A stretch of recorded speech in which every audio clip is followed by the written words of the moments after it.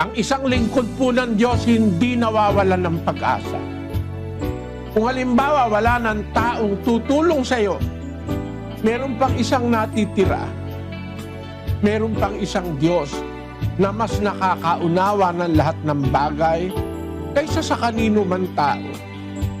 Wala pong problema na mas malaki kaysa sa Diyos. Malaki ang Diyos kaysa lahat ng problema. Magtiwala lang po tayo.